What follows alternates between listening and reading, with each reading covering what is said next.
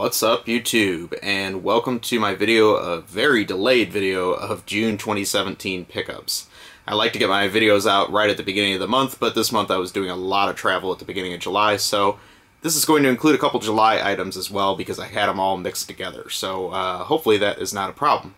I can also say I did a ton of travel this month. I was all over Missouri, including Kansas City and Springfield and St. Louis and other places I don't even know that existed.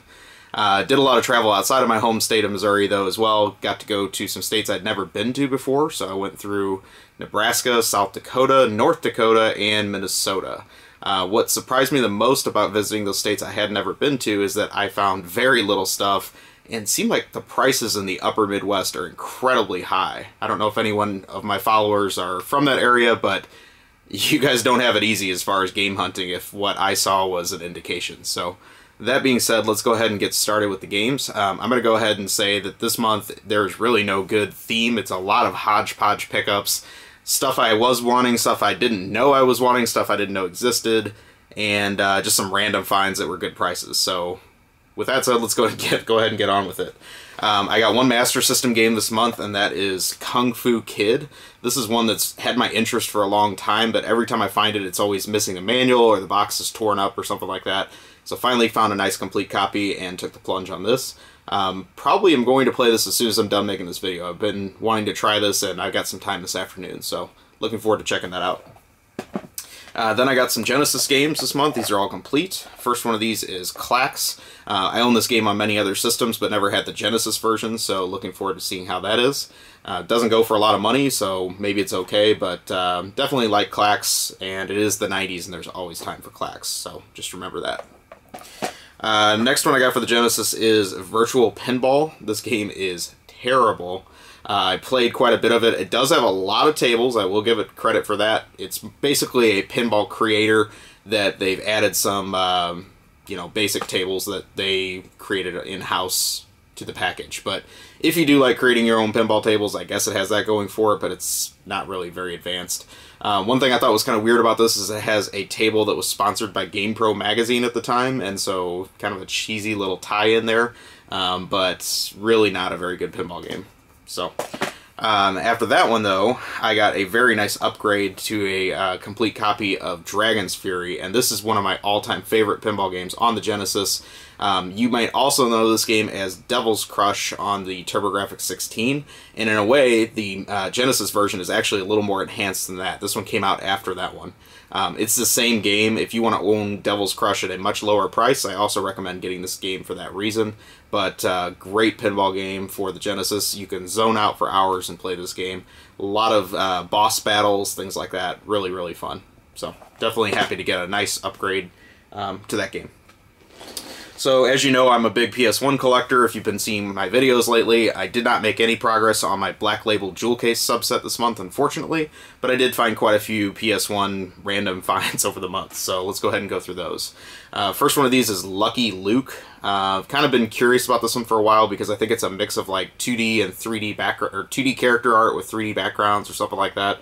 I think it's also French developed, maybe? I don't know, something like that, but curious about this one. I think it started as a PC title. I don't know, don't quote me on that, but I think that might be the story behind it. So you can get that one pretty cheap for the PS1. Also got the original Armored Core for the PS1. This is a series I've barely explored at all. I know there's a ton of these on the PS1, so I figured might as well start with the beginning. So we'll see how this one is.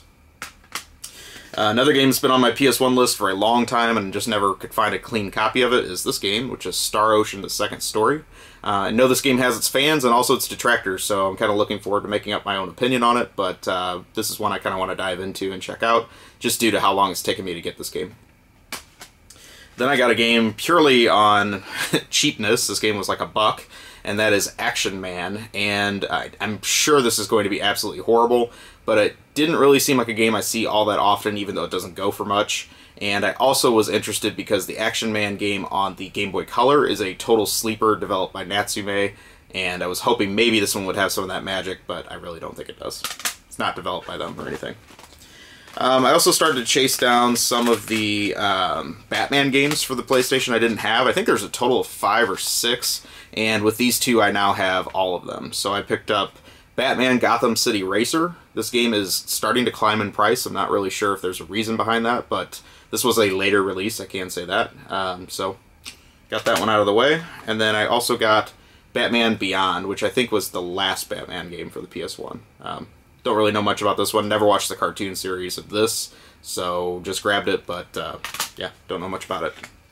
Another PS1 game I've been looking for a long time, and it doesn't, again, really go for all that much. It's just I don't see clean copies in the wild, is Sayuki The Journey West. This is a Koei game, of which I normally hate, but it is a traditional RPG, is my understanding, and not their strategic style gameplay games that they typically put out that are really historic based. There is history in the game's design, I think, but this one should be a little bit of a departure for their games, so hopefully that one's pretty good. I do really like the cover art of that one. Another random game I picked up, and you can tell I'm starting to scrape the bottom of the barrel with PS1 because I'm buying fishing games and I don't really play fishing games, but I grabbed Big Ol' Bass 2 because I had never really seen this game, I don't think, before. Kind of a weird, convoluted history. So there was a original fishing game by Konami for the PS1 called Fisherman's Bait, based on an arcade game. Then they released Fisherman's Bait 2, Big Ol' Bass, and then they released Big Ol' Bass 2. So essentially this is the third one in the series. But it doesn't really follow the same naming convention, so that's that. Picked up another light gun game for the PS1 I didn't have. This is Area 51. I think I am going to go for the full set of US light gun games. I know GameSack just recently did a video where they profiled every single one globally for the PS1, so that was kind of cool to see some of those that I was unaware of. But it seems like I'm pretty close to having all the US ones, so I might as well go ahead and finish that off. I've had that game on the Saturn for several years, and it's not really that great. Also picked up the original Worms for PS1. I have never played a Worms series game, and I figured it might be good to start with the beginning of this series as well, so that's why I grabbed this one also.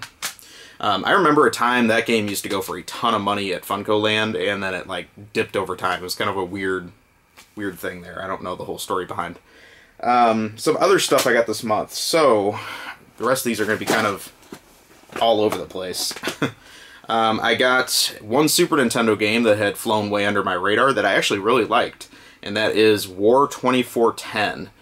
This is a action strategy game that is very much like Military Madness for the TurboGrafx 16, just with some different graphics, and it's kind of fun. I got into this, I played it for a couple hours. The battles are pretty long and convoluted, but once you kind of get it, it's pretty fun. Good animations, that kind of thing. They did make a sequel to this for the Super Nintendo called War 3010, but it is a space-themed strategy game, and it's nowhere near as good as this one. So this one, even though it came out first, tends to go for more money than the sequel to this one. So definitely a pleasant surprise, because I kind of thought I was at a point where I'd played all the Super Nintendo stuff I wanted to play. Another random pickup I got this month was Double Dungeons for TurboGrafx 16, complete in the case. I've had a card-only copy of this for years, and it was a cheap upgrade, so whatever. I already know this game is completely terrible, but just kind of nice to have a cased copy of a terrible game, I guess. We should go back to that, I'm sorry, for a second. Just check out this cover art. That is, like, cover art of the month right there, for sure. Just soak that in there for a minute. Alright. So another oddball game I got this month, and this is a system I really have trouble finding releases for, especially in stores, is a nice clean copy of Samurai Showdown 2 for Neo Geo Pocket Color. I really do kind of enjoy playing some of these fighting games on that system, so looking forward to checking this one out as well. I'm sure it's nothing too different from the rest of the ones that SNK put out during this time, but nice to have another game for that system, because I probably only have a total of like 6 or 7 games for it out overall. Another portable game I got this month that I've been looking for a while just to kind of complete this little subset is Legend of Heroes 3, and subtitle is what? Song of the Ocean. Don't really know a whole lot about this other than it's a Falcom developed game and part of the long-running series that the PSP only got a few. This one is by far the hardest one to find, so it's very nice to get a copy of this in a store. Then I'll talk about some other portable games I got this month. So I picked up some games for the original Game Boy. First one of these is Dead Heat Scramble, and it kind of has like an off-road artwork on the cover there, but then when you go to play the game, and like one of your main character cars is a Volkswagen Beetle. So don't be fooled by the cover. It's actually a very cutesy Japanese style racing game. It's pretty neat for a very early release. Picked up Alien 3, which surprisingly you don't really see too often on the Game Boy. Don't know a whole lot about it, but definitely not a super common one. Another one I don't see too often is this one, which is Chuck Rock. This game got released for a ton of systems in the early 90s. Don't think really anybody's a huge fan of this series, but it got a Game Boy release. And then the last weird one I got was Tarzan Lord of the Jungle. This was obviously before all the Disney Tarzan stuff, and I don't think this game sold real well either. Then I got 2 Game Boy original games complete in the box, which is something I definitely don't see too often. These were just a random find at one of my local stores, and that is Tetris Blast, one of the few Tetris variants I never tried out. And, of course, Wheel of Fortune. Gotta have those game show games. So, nice to get those. Another weird find of the month was a Game Boy Advance game complete in the box that I bought very cheap and then looked up online and found out this game is like one of the most expensive games to get complete on the system. So very surprised, underrated value game that I wasn't expecting. And that is Racing Gears Advance. When I read a little bit more about this game, I got way more interested in that it's a very technical top-down racing game with a lot of upgrades, licensed cars, and really ahead of its time from a tiny Canadian publisher that only put out a few games and then went out of business. Interesting box art on this game is that it has a gatefold cover with some more details about the game on the inside. I've never seen another Game Boy Advance game that does that, and judging by eBay history and things like that, this game is very hard to find complete in the box. So thanks to the random local that traded this game in for probably pennies on the dollar, because I got it very cheap. But definitely looking forward to putting some time into that one, because it looks like it's kind of a sleeper. Then I got some games for the DS. First one of these is a game I had no idea existed. This was one of my South Dakota finds, of all things, and that is Ant Nation by Konami. Looks like it's some kind of ant simulator game that you use the stylus to drag the ants through a anthill type of thing. Might be good. I don't know. I didn't know anything about this game, so I'm looking forward to reading a little bit more about it, kind of the history of it, all that kind of stuff. First party Nintendo game that I see pretty often, just never grabbed, I got this because it was super cheap, is Magical Star Sign. Don't know much about that one at all, but just know it's pretty common. I tend to like to buy firefighter games. I don't really know why. It's kind of like a weird little subset I'm going for, so stumbled on this game, didn't know it existed either. It's My Hero Firefighter, and don't know how that is yet either. I think there's also like a My Hero Doctor game or something like that in this series too, so maybe I'll go for that also, I don't know. Another game I see pretty often, but just had been hesitating to get until I got a good price on it, is this game, Shyrim the Wanderer Mystery Dungeon for the DS, part of a long-running series, and one of the few that actually came to the US. And then another game I thought I had, and then realized I didn't, so I went back to the store and got it because it was super cheap, is Trauma Center Under the Knife 2. The first game I put a ton of hours into, and then just for some reason ignored the sequel, never played it, so may try this. I don't know. There's also those Trauma Center games on the Wii that I have some of them, but I haven't played them. But I really did like the first one of these on the DS. I think it was one of the first games that made a cool, innovative use of the stylus. So looking forward to checking that out. So that was all the games I got this month. The rest of the stuff I got is like random accessories and magazines and add-ons and all that kind of stuff. So stay tuned for all that. First thing I got was an extra official Dreamcast 4X memory card. This was extremely cheap. These things are getting very hard to find, and they're starting to go up in price quite a bit. But due to the limited capacity of the standard Dreamcast VMU, I actually prefer these. You'd lose the screen functionality, but they definitely hold a lot more stuff, which is nice when you have as many Dreamcast games as I do. I got a box and manual for Earth Defense Force on the Super Nintendo, one of the early shooters by Jaleco, and a nice upgrade to that. One thing that I got since I've been chasing all those PlayStation lightgun games is a complete-in-box Konami Justifier. This is helpful because some of the early lightgun games do not support the Namco GunCon, and you actually do need this gun. I do see the guns every once in a while for this, but I had never seen one in the box, so this was an eBay find that the seller worked with me and gave me a good offer price on, and I snapped it up. So looking forward to having this not only just for the gun, but also kind of putting the box on display, because I think it's pretty unique. Got a couple magazines this month. First one of these was a gift from Tom from YouTube, Tom45678971. I can't keep track of your screen name, dude, I'm sorry. But super nice guy. I got to meet him in person. Turns out we live very close to each other, so that was very funny to have this YouTube world collide thing that, you know, we had no idea that we were that close to each other and that whole thing. But very nice guy, very pleasure meeting Tom, and super cool guy. You guys should definitely check out his channel if you haven't already. But he gave me a copy of an EGM magazine that I didn't have, and looking forward to reading that because I like these late 90s era EGMs. Got some of my favorites, so definitely cool. And then a magazine I had to buy on eBay is part of a subset I'm going for. That is for Flux magazine. This is a very limited magazine from the mid-90s that was all about music, comic books, and video games, and basically everything that a teenage boy would be into.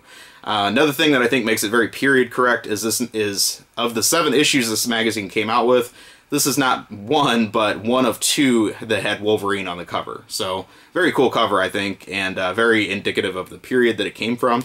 Even has Wolverine, the Super Nintendo game, ad on the back, which is kind of funny. But yeah, decent issue, not as good as some of the ones I've read. These were a little more edgy than all the other Game Pros and EGMs in the era, so I could see why it probably didn't sell so well in like Walmart and things like that. But very cool series. I think I'm 2 away from having all of these, so very happy to get that one off my list. So the rest of my videos is all going to be manual pickups, and I can tell you I got a lot of them this month, so if that doesn't really interest you, feel free to tune out. But thanks for watching to this point. If you do still like to hear about game manuals, stay tuned, because I got quite a few this month. So first one of these is a manual for China Warrior on the TurboGrafx 16. Another one I just had a loose card of, so now I can at least put it in a jewel case.